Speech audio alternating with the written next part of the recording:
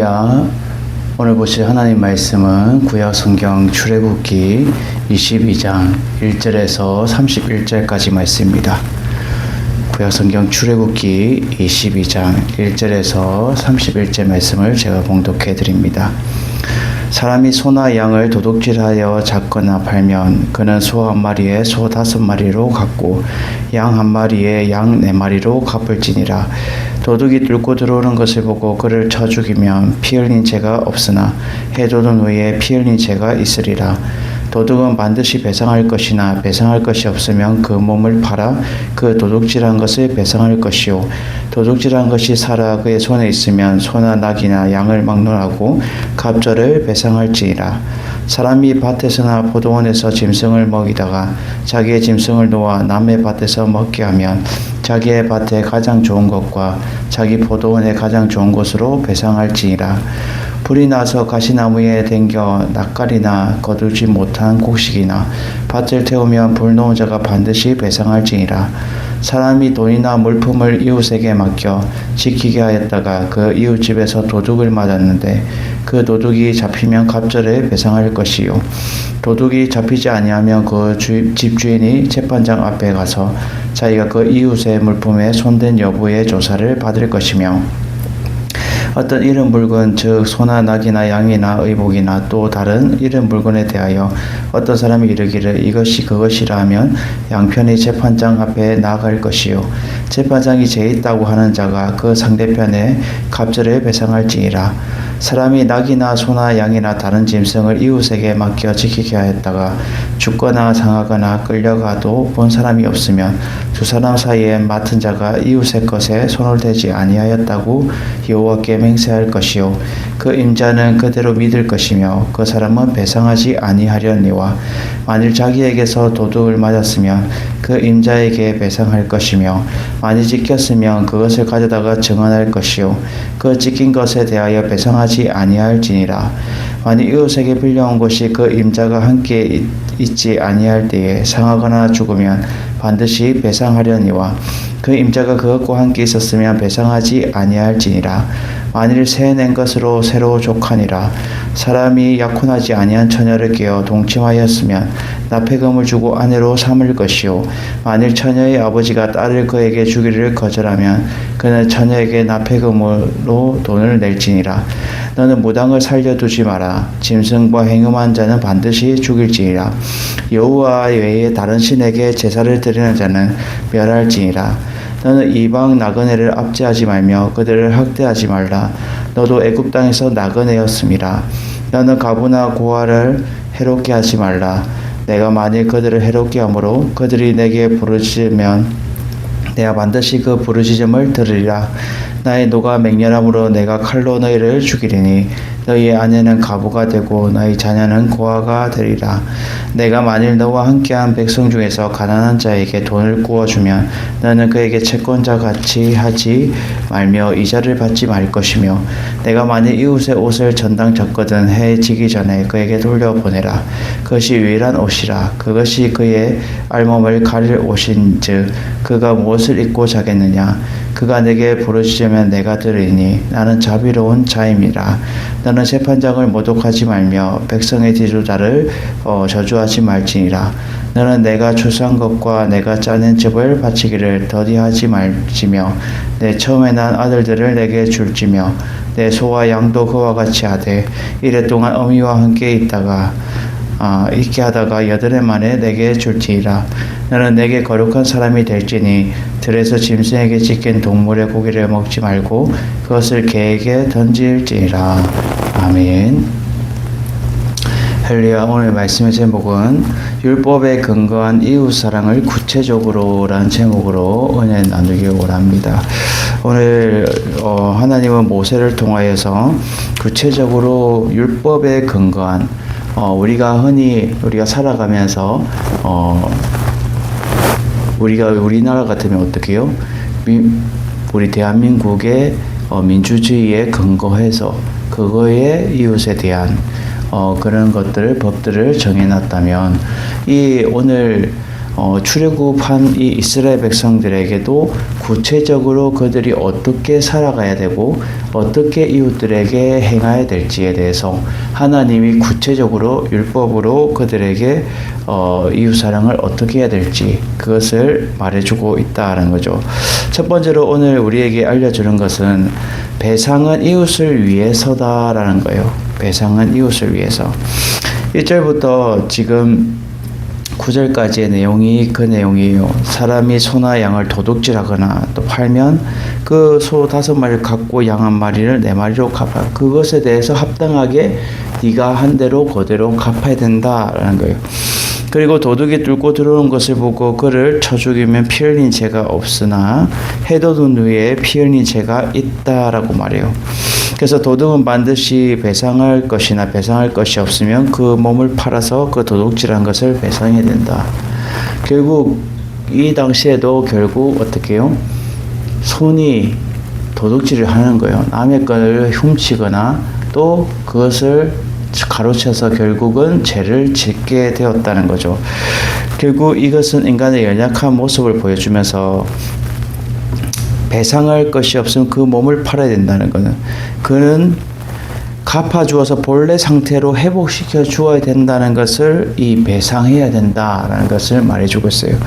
그래서 원래 상태로 회복해놔야 되는 거예요. 원래 상태. 그래서 뒤에서 계속 말해주죠. 사람이 밭이나 포도원에서 짐승을 먹이다가 자기 짐승이 놓아서 남의 밭을 또 먹게 하면 자기 밭에 가장 좋은 것과 포도원의 가장 좋은 것으로 배상해야 된다. 똑같이 배상해야 돼. 원래 상태로 되돌려줘야 되고 회복시켜줘야 되는 것이 이 배상이라는 거죠.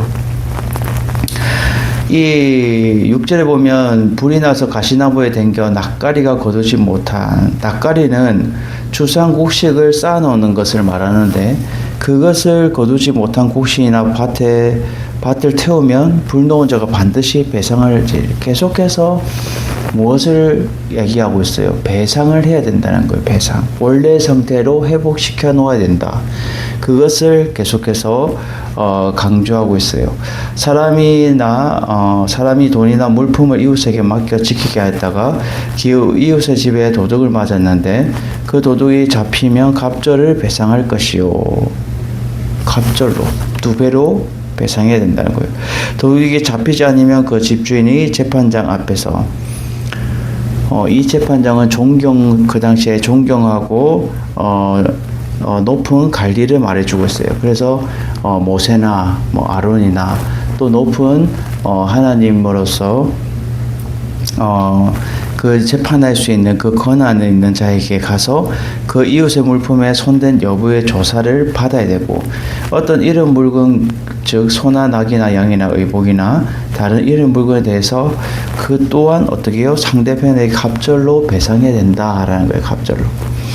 그래서 결국은 원래 상태로 회복시켜 놓는 것이 이 배상인데 네가 이렇게 도둑질 하든 남한테 해코지를 하든 뭘 하든 네가 한 대로 그대로 배상을 해야 되는데 어떤 것은 원래대로 회복시켜놔야 되고 어떤 것은 되게 2배로 갑절로 배상해야 될 것이 있다라는 것을 말해주고 있어요. 결국 이것은 율법에 근거한 이웃사랑에 대해서 결국 이러한 법을 줬다는 것은 뭐예요?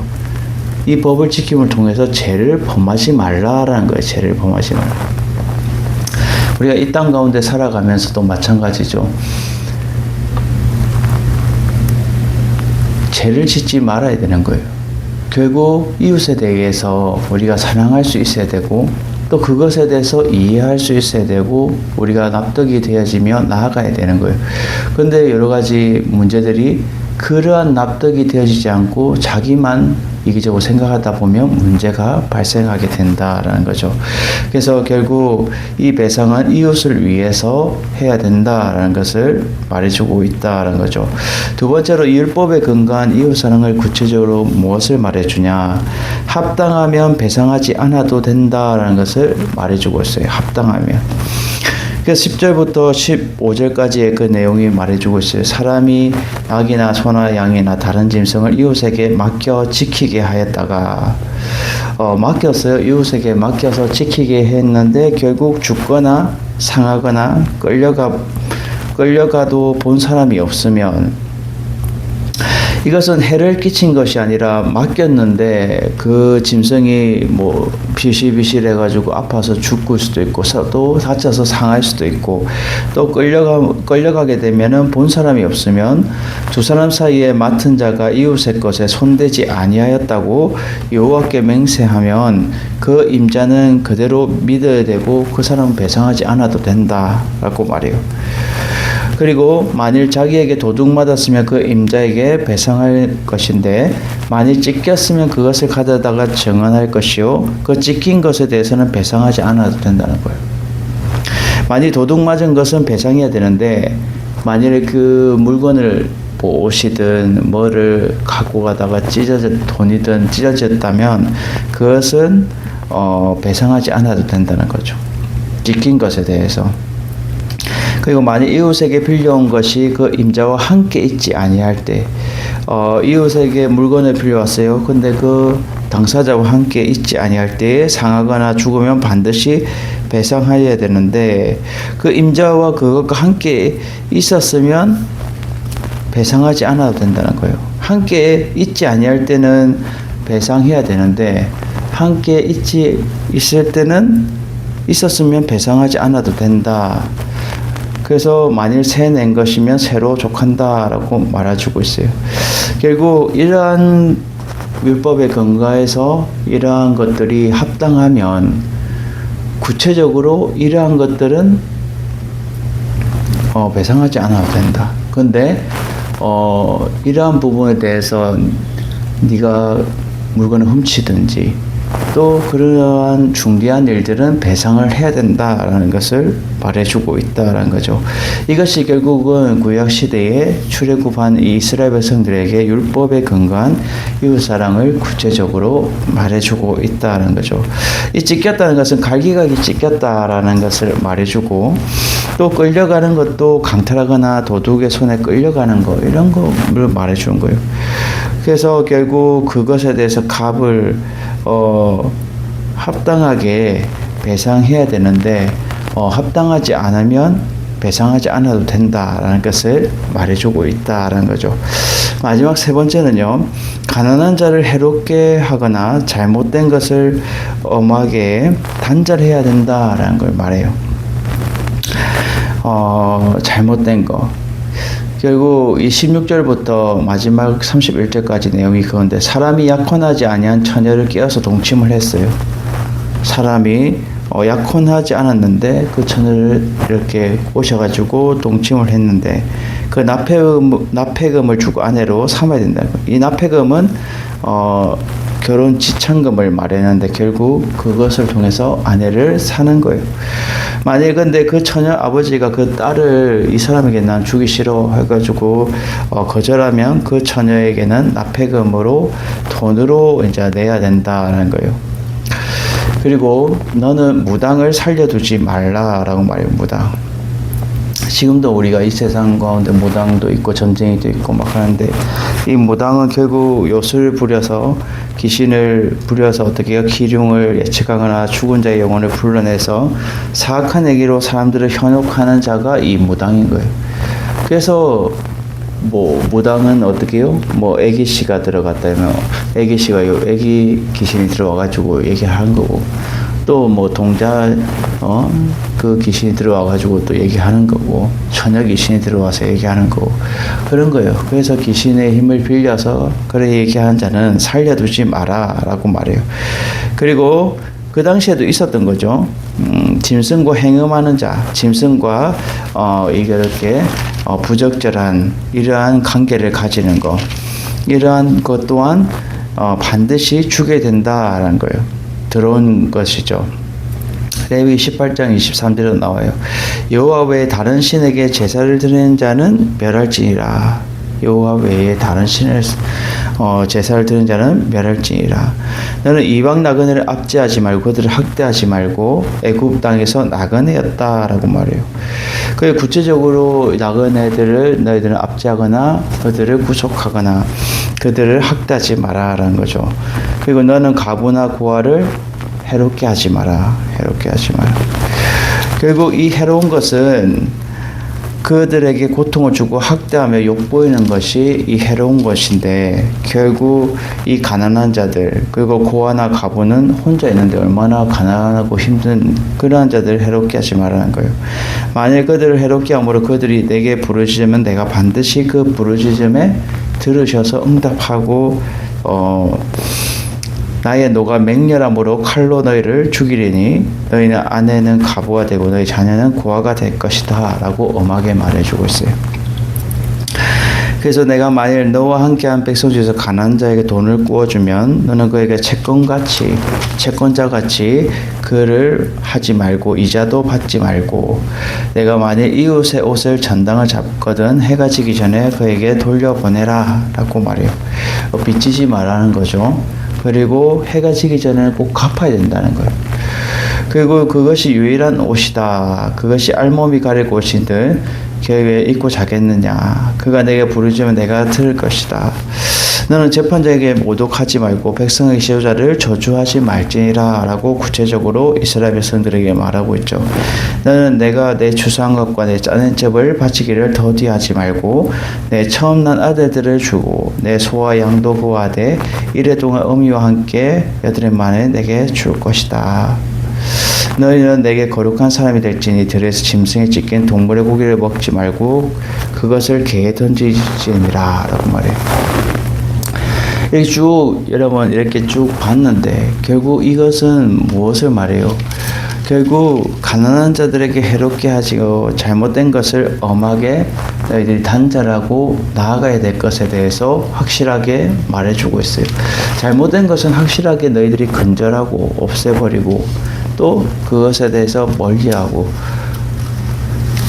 가난한 자들을 대해서 너희 해롭게 하지 말고 날마다 하나님만을 경외하고 거룩한 삶을 살아가야 될 것에 대해서 말해주고 있다는 거죠. 우리가 날마다 이 세상 가운데 살아가면서도 우리에게 왜 이 말씀이 우리에게 나하고는 상관없는 일이야, 나하고는 전혀 그때 당시에 출애굽한 이스라엘 백성들에게 해당되는 얘기야 라고 할 수 있지만, 현재 우리 이 시대에 살아가면서 우리에게 무엇을 요구해요?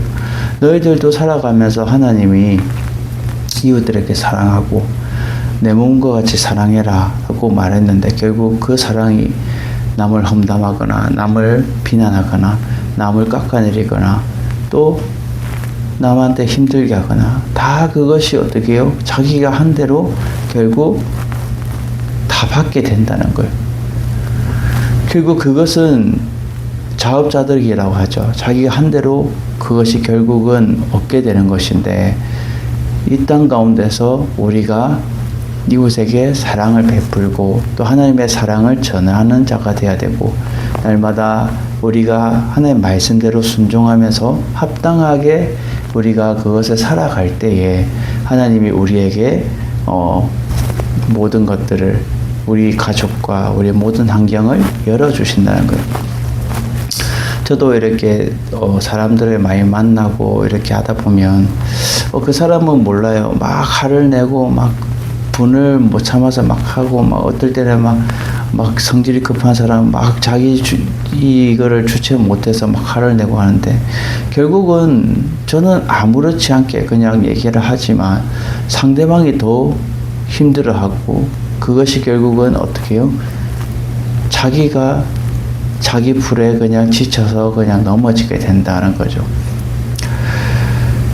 도리어 그러한 자들에게 우리는 같이 화를 내거나 같이 분을 쏟거나 그들에게 대항하는 것이 아니라, 우리는 차분하게 그것에 대해서 곰곰이 우리가 한번 생각해보고 차분하게 겸손하게 하나님 뜻대로 우리가 어떻게 지혜롭게 살아갈지에 대해서 우리가 판단하고, 또 이웃들에게 어떻게 우리가 사랑을 전파하며 나아갈지에 대해서 우리가 잘 생각하며 나아갈 수 있는 여러분 되셔서, 어떠한 상황 가운데서도 그리스도의 사랑을, 하나님의 사랑을 전파할 수 있는 여러분들이 되시기를 주님의 이름으로 축원드립니다.